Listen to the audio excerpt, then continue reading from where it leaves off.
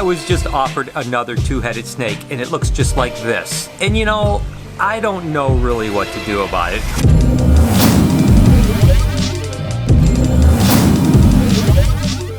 Oh, dog, look at these snakes right here. Oh my gosh. Just a quick update from the incubator room, things that have hatched out, and good morning to you, and welcome to the vlog. Take a look at how gorgeous some of these snakes are. This one in particular. Oh my gosh, that thing is a stunner right there. And of course, that's a lemon blast yellow belly calico. My gosh, that thing is gorgeous. And this is a pretty interesting clutch right here. Of course, we have a little ivory ball python, which is really cool, which is the super yellow bellies. But these are the animals I think are really interesting right here. Take a look at these right here. These actually come from an interesting female that I brought out of Africa that just looked kind of interesting. And we bred it to a pastel yellow belly, and we produced some pretty interesting animals. And then of course this year we bred it to an ivory, and we got these guys again. They're just kind of interesting, a little bit pastel yellow belly-ish, but look at how much blushing they have in them and how absolutely gorgeous they are. I'm not 100% sure what the genetics are on it yet, but it's definitely passing on, which is pretty exciting. It'll probably take me another generation or two to really figure out what these guys are, but I'm pretty excited with the result. And then we have this whole bunch of crazy snakes here. Take a look at these. Oh my gosh, these things are so cool. Of course, this is a pastel champagne right here. Oh doggy, that thing is absolutely incredible. And this one right here, take a look at this. This is actually a pastel champagne, which means it's the exact same as this one, but it's got the pinstripe gene added into it. And then of course, these guys here are just nice, beautiful champagnes. And then we got a couple normals in there. Oh, and look at this. I love when champagnes have that little bit of a pied markering on the back. These guys are gorgeous, and they're ready to go over to the building. Then the last clutch that all crawled out, of course, is this beautiful mimosa ball python, some ghost, a pastel ghost ball python right here, and then take a look at that. That is absolutely beautiful. That is a pastel mimosa ball python right there. Gosh, I am just so excited that it's hatch season. I mean, all these eggs behind me, not to mention we're still getting more eggs laid. These guys are all going to be hatching over the next couple of months. It's going to be incredible. By the way, these are Lucy's eggs here, and these are Lucy's eggs here, and a lot of people have asked me, are you going to cut Lucy's eggs? Well, when they start to pip out, I will absolutely cut that clutch. I have no idea what's going to be in there, but it's going to be absolutely exciting. Regardless, let's go ahead and get over to the shop. So I'm going to get my day started with actually some company. You know, I love showing people around, so whenever I have the opportunity to do it, I certainly will, and that's why the zoo is going to be so amazing, because every day is going to be like being able to show off animals, and we're going to have to make sure we have the time for it. So I happen to have someone reach out to me. They actually are in town from Florida, and they asked like, hey, is there any chance I could get a tour? Don't have a lot of time today, but we're going to have a real quick tour, have some fun with them, so they should be here any minute. So my guy Jacob came into town, and he's coming to visit. Jacob, how are you? Good. All right, it's so good to see you. It's so good to have you guys hang out. So what do you keep yourself? I keep a northern blue-tongued skink and also mossy leaf-tailed gecko. Oh God, that is awesome. I've got some cool northern blue-tongued skinks to show them for sure. On the animals that you see on our vlog, is there one that you really love the most? I love them all, mostly. Awesome. All right, well, we're going to go ahead and show them all of them then. This is actually a leucistic Colombian rainbow boa, and Jacob really wants to get a snake. He keeps some lizards right now, and he's ready to kind of take the plunge in. And you said you really like boas and ivory ball pythons and stuff like that. Mom's not so sure over here, so we're trying to convince Mom that maybe he's ready for it, because, you know, I think that he is. I think it's pretty cool. So we're giving Jacob a little sunrise time. What do you think of her? Savvy. Is this the biggest snake you ever handled? Yes. Oh my gosh, she's amazing, isn't she? Yeah.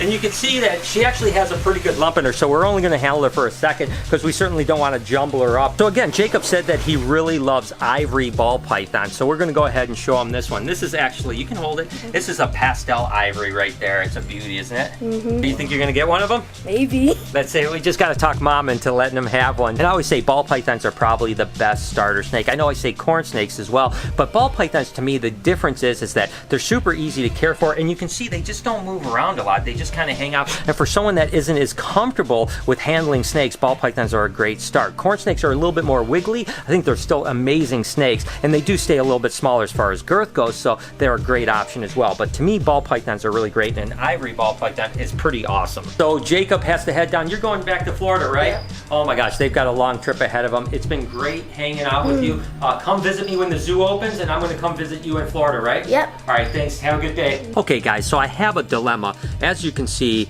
This was a really difficult thing for me. This was Laverne Shirley, the two-headed snake. And some of you people have asked me how has it been preserved. They still seem to be being preserved pretty well. Eventually I want to get a little bit better so you can actually see the two heads. But that's not why I have a dilemma. As you guys have learned from me telling you, two-headed snakes typically have a lot of health issues and oftentimes have a very short lifespan. Now I've actually had 3 two-headed snakes. I've actually hatched about 6 or 8 of them. It's a two-headed T-positive albino Nelson's milks. But none of them have lived. Most of them have been dead in the egg. A couple of them hatched out and died within a week or 2. But the 3 that I actually have had for any length of time, one was an albino black rat snake that actually ended up living for like 12 or 13 years. Unfortunately, it was early on in my career. I ended up selling it because I got a lot of money and at the time I really kind of needed it to grow my business. The second one was a two-headed Mexican black king snake. Oh my gosh. Look at that. Oh. Oh my gosh. Look at this thing. Oh my gosh.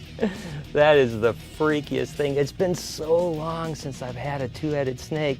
That only lasted about 3 or 4 months and then it perished. And then of course the last one was Laverne Shirley that you guys know I had for what, 10 or 12 days. Yeah, I mean, she's not with us. They're not with us anymore. Now, if you guys remember correctly, I told you if I ever wanted to buy another two-headed snake, please talk me out of it. I was probably stupid. I should have never done it, you know, and I've got to tell myself in the future to, if there's a two-headed snake around, to not do it, to not buy it. Well, guess what? That's right.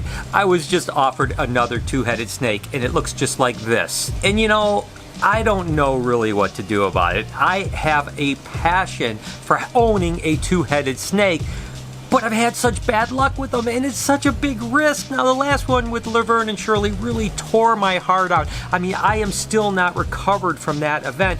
Am I willing to take another shot? Do I want to give it a go, or do I want to pass on it? That's where I need your guys' advice. I mean, what should I do, you know? Ever since I sold that albino black rat snake back 20 years ago, I regretted it. I thought to myself, it'd be so cool to have that as a mascot. And you gotta remember, now with the zoo next door and all the other things I have going on, a two-headed snake is really gonna draw people in, and people are gonna get curious, and we're gonna be able to educate them about reptiles. So it's really the perfect animal. I mean, certainly Rick and Morty, the two-headed turtle, is gonna do the exact same thing, and things like chicken strip and all my other animals are gonna do it as well. But really, that two-headed snake, that's iconic, right? That's just something that's like, oh my gosh, because there's only a couple of them that have really made it past their first birthday. This one looks really good, but so did Laverne Shirley, and so did the Mexican black king snake. I don't know what to do, guys. Again, I came to you before and I said, if I ever want to do this again, talk me out of it. So here's your chance. Do I go for it or do I not go for it? I don't know. And to answer a couple questions really quickly, it's just born, it has not fed, and I'd have to buy it as is. Now the good side is, it's much more affordable than Laverne Shirley was, but it's still not cheap. So what do I do, guys? I need your advice. Go down in the comments, either talk some sense into me and tell me, Brian, you should not do that, or tell me, you've been taking risks all your life, Brian. Why not take another risk? Because if this animal does live for 10 or 12 years, think of the amount of people it's going to educate about reptiles. So go ahead, guys, down in the comments. Tell me what you think. But as for now, I want to show you guys a few of our blue-tongued skinks. Remember when these guys were little tiny babies? I mean, gosh, these guys are less than 2 months old, and look at how big they've gotten. Look at how beautiful this animal is. This was actually an Austin orange animal bred to a sunrise. The sunrise is obviously a real yellow animal. This thing is going to be gorgeous when it gets a little more size. I mean, let's face it, it's already gorgeous. And look at the orange on this animal here. This is, again, an orange female, but this one is bred to a sunset male. Oh my gosh, that thing is incredible right now, and when this thing gets to adult, ooh, doggy, it's gonna be insane. And speaking of insane, this is another one that is that same breeding. It's actually a sibling. This whole litter was so incredible. Again, I cannot wait to see what they look like, because as babies, they were really pretty, but nothing like they are now. Just take a look at that animal. I gotta be honest, guys, I'm gonna hang on to a handful of these things because they're so incredible. This particular animal here is one of the ones that I'm gonna hang on to and raise up. I mean, I tell you what, that animal level is gorgeous. I mean, it is so incredible.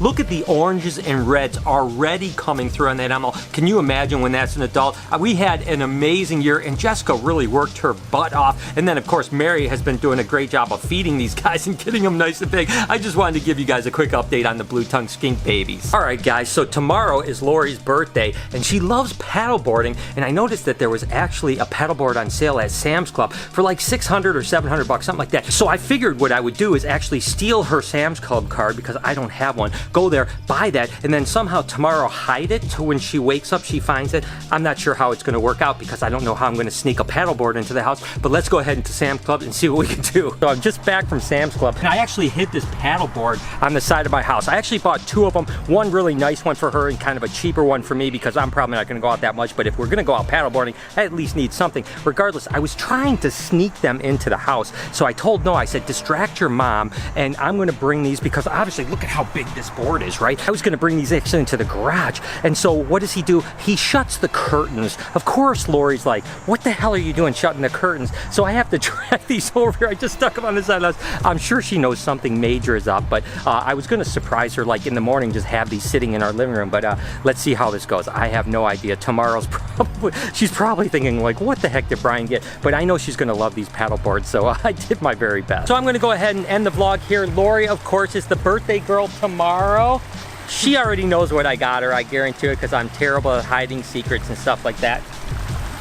At least I do my best. I don't think, have I ever been able to hide something on you? Not very often. No. He's not good at being sneaky, which No, is a good thing. I'm not good at all. Regardless, you guys have an amazing day. Thank you guys for joining me. Tomorrow we'll be celebrating Lori's birthday. Your guys' support means the world to me, and I love you guys so much. Can you do me a couple favors before we get out of here? Can you smash that like button, as well as turn those post notifications on? Remember to comment down below. Wish Lori a happy birthday for tomorrow. Be kind to someone today, and I promise I'll see you guys tomorrow.